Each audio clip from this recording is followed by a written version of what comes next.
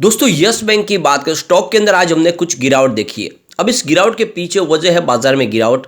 और आप देखें तो आज प्राइवेट सेक्टर की बैंकों में गिरावट हुई है। पीएसयू बैंक में आज तेजी थी और आज दो ही इंडेक्स थे जो पॉजिटिव क्लोजिंग देने में कामयाब हुए। उसमें एक तो पीएसयू बैंक है और दूसरा है आईटी इंडेक्स। बाकी सारे इंडेक्स में काफ़ी बड़ी गिरावट थी। अब यहाँ पे दो तीन बड़ी अपडेट निकल के आ रही है जिनको हम एक एक करके डिस्कस करने वाले और जानने की कोशिश करेंगे क्या इस समय यस बैंक में इन्वेस्टमेंट करना चाहिए। क्वार्टर 3 हमारे यहाँ सामने आने वाला है, 2 दिन बाकी है। कैसा रह सकता है क्वार्टर 3 और क्या क्वार्टर 3 के बाद इसको एक क्या फ्रेश ट्रिगर मिल सकता है और क्या उस ट्रिगर के दम पे स्टॉक 30 को क्रॉस कर सकता है। वैसे तो इसने 20 को क्रॉस कर लिया है लेकिन काफ़ी समय से स्टॉक आपको इसी एक ही लेवल के आसपास ट्रेड करता हुआ दिखाई दे रहा है। और ऐसे में क्या क्वार्टर 3 के बाद एक नई तेज़ी की शुरुआत हो सकती है। इन सारी बातों को समझेंगे इस वीडियो के माध्यम से और आगे की क्या संभावना है, क्या रणनीति जानेंगे इस वीडियो के माध्यम से। सबसे पहले अगर हम बाजार की बात करें तो आज बीएसई सेंसेक्स 60,858 के स्तर पर क्लोजिंग दिए। 187 पॉइंट की गिरावट थी यानी 0.31% गिरा बीएसई सेंसेक्स। और जैसे कि आज शुरुआत भी निगेटिव हुई थी और क्लोजिंग भी निगेटिव रही, उठापटक काफ़ी ज़्यादा थी। आज वीकली एक्सपायरी था और देखा कि यहाँ पे बाजार में हमने दबाव देखा है। निफ्टी 50 की बात करें तो 18,107 के स्तर पे 0.32% की गिरावट थी। और अगर हम निफ्टी बैंक की बात करें तो 42,328 के स्तर पे यहाँ पे 0.30% की गिरावट थी। लेकिन निफ्टी पीएसयू बैंक की बात करें तो 4,227 के स्तर पे 0.33% की हमने तेजी देखी है। निफ्टी प्राइवेट बैंक की बात करें तो 21,532 के स्तर पे 0.48% की गिरावट थी, लगभग आधा % की गिरावट। और इसी वजह से यस बैंक के स्टॉक में भी गिरावट हुई। तो आज आप देख सकते हो सरकारी बैंक कुछ दौड़े हैं। अब यहाँ पे अगर हम यस बैंक की बात करें, स्टॉक की शुरुआत 20.25 पर हुई। शुरुआत निगेटिव हुई क्योंकि क्लोजिंग कल की 20.35 की थी। इंट्राडे का जो लो बना वो 20.05 का है, हाई 20.35 का रहा। तो आप ये समझ ही सकते हो जो गिरावट की तरफ ही इसकी क्लोजिंग आई है 20.05 की, 1.47% की गिरावट देखने को मिली। वीकनेस थी आज। यहाँ पे वॉल्यूम को देखें तो पिछले एक महीने पहले इसका 32 करोड़ का वॉल्यूम था, 7 करोड़ की डिलीवरी उठाई गई थी। 1 वीक पहले 15 करोड़ का वॉल्यूम था, 3 करोड़ की डिलीवरी उठाई गई थी। कल 11 करोड़ का वॉल्यूम था, 3 करोड़ की डिलीवरी उठाई गई थी। लेकिन आज 9 करोड़ का वॉल्यूम आपको थोड़ा सा कम होता हुआ दिखाई देगा। लेकिन फिर भी पूरे बाजार में वॉल्यूम के मामले में आज भी यस बैंक नंबर 2 पे था, वोडाफोन आइडिया नंबर 1 था। अब यहाँ पे देख सकते हो क्वार्टर 3 का रिजल्ट हमारे सामने आने वाला है। शनिवार को 21 जनवरी को हमारे सामने रिजल्ट होगा और इसीलिए यहाँ पे यस बैंक की तरफ से एक्सचेंज को जानकारी दी है कि उन्होंने इन्वेस्टर को यस बैंक के क्वार्टर 3 के रिजल्ट के अलावा पिछले जो 3 रिजल्ट है, 9 मंथ के जो रिजल्ट है 3 क्वार्टर के, उन सबको यहाँ पे डिस्कस करने के लिए अपने इन्वेस्टर को इन्वाइट किया है। और वो यहाँ पे इस रिजल्ट के दौरान जो भी है कैसा रिजल्ट है उसकी सारी संभावनाओं को एनालिस्ट कर पाएंगे। तो यहाँ पे एनालिस्ट और इन्वेस्टर के लिए मीटिंग रखी गई है। तो ये शाम को 4 बजे से आप देख सकते हो ये मीटिंग होगी। तो रिजल्ट हमारे सामने आप समझ सकते हो कि शाम को आने की संभावना है पूरी और बाजार क्लोज होने के बाद ही शायद रिजल्ट हमारे सामने होगा।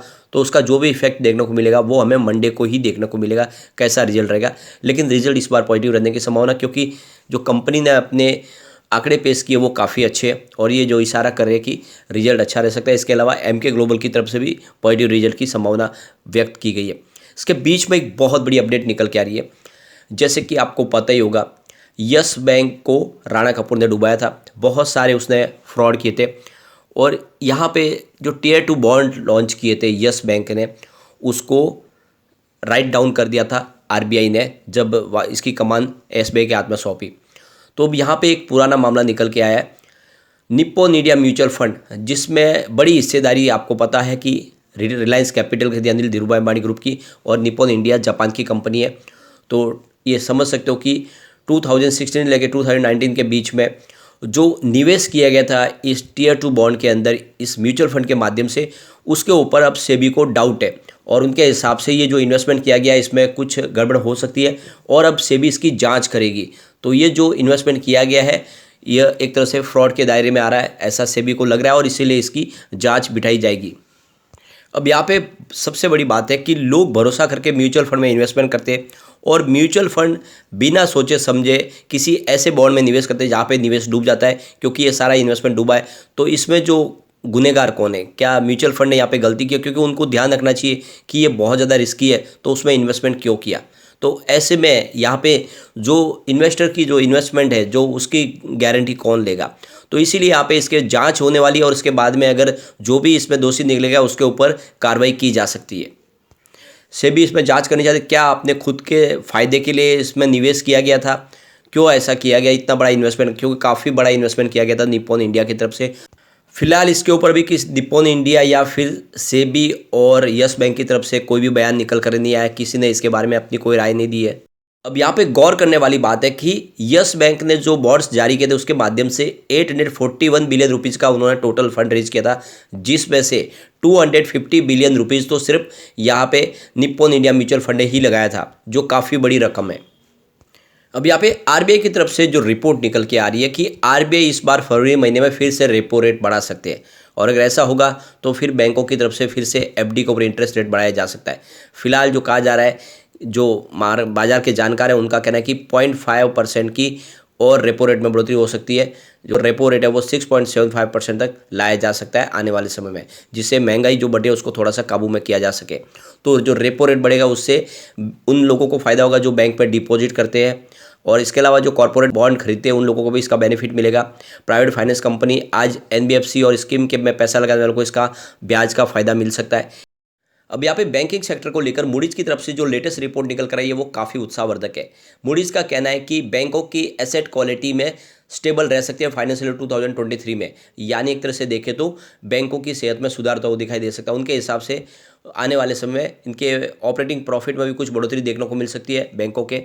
रेटिंग एजेंसी मूडीज का कहना है कि जिस तरह से लगातार जो इंटरेस्ट रेट बढ़ रही है उसकी वजह से इनकी मार्जिन्स में बढ़ोतरी होगी, इनको मार्जिन का बेनिफिट होगा और बैंकों के रिवेन्यू में बढ़ोतरी होगी, जिस वजह से आने वाले समय बैंकों को और बेनिफिट देखने को मिल सकता है। तो कुल मिला के मूडी की रेटिंग एजेंसी का कहना है कि ये जो आने वाला जो फाइनेंशियल 2023 है वो बैंकों के लिए अच्छा रह सकता है, उसमें बैंकों को कोई तकलीफ नहीं होने वाली। लेकिन इसके बीच में हमारे आरबीआई के पूर्व गवर्नर रघुराम राजन की तरफ से जो बयान निकल कर आया वो थोड़ा सा चौंकाने वाला है।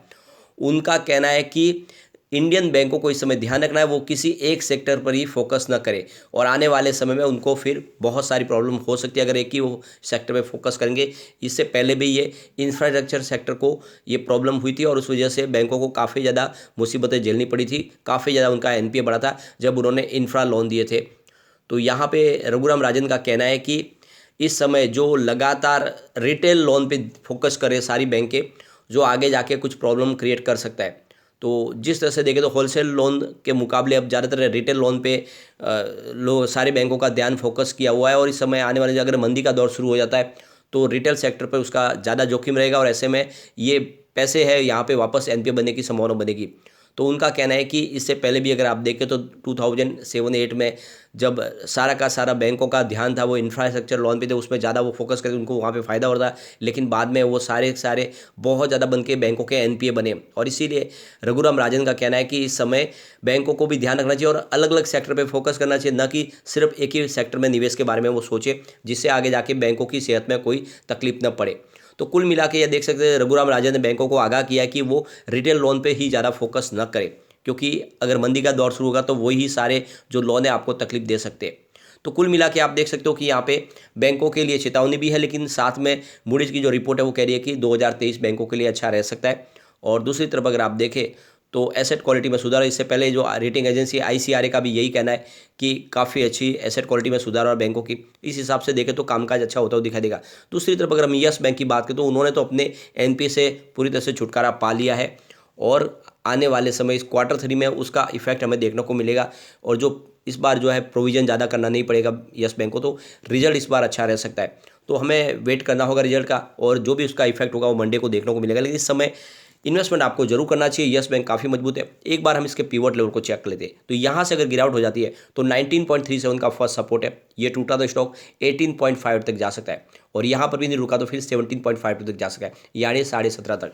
बड़ी गिरावट हुई तो आपको 17.5 तक स्टॉक जाता हुआ दिखाई दे सकता है। वैसे 17 इसका बहुत मजबूत सपोर्ट है, जब तक स्टॉक इसके ऊपर है फिर से ऊपर जाने की संभावना है। पॉजिटिव माहौल बनेगा तो आप देख सकते हो 21.22 का फर्स्ट रेजिस्टेंस है, इसको पार करते ही 22.28 तक स्टॉक जाएगा, और वहाँ तक पहुँचेगा फिर 23.07 तक भी जा सकता है। वैसे पिछली बार ये 24.75 तक जाके आए, मुझे लग रहा है जल्दी इसमें एक नया हाई बनता हुआ दिखाई देगा। तो तो नजरिया लॉन्ग टर्म का लेकर निवेश करें, कोई डरने की बात नहीं है। यस बैंक अब मजबूत हो चुकी है, लेकिन फ्रेंड कोई भी इन्वेस्टमेंट करने से पहले अपने फाइनेंशियल एडवाइजर से बारे में ले ले या अपना खुद का रिसर्च करें, क्योंकि मैंने वीडियो आपके एजुकेशनल पर्पज के लिए ही बनाया। वीडियो पसंद आए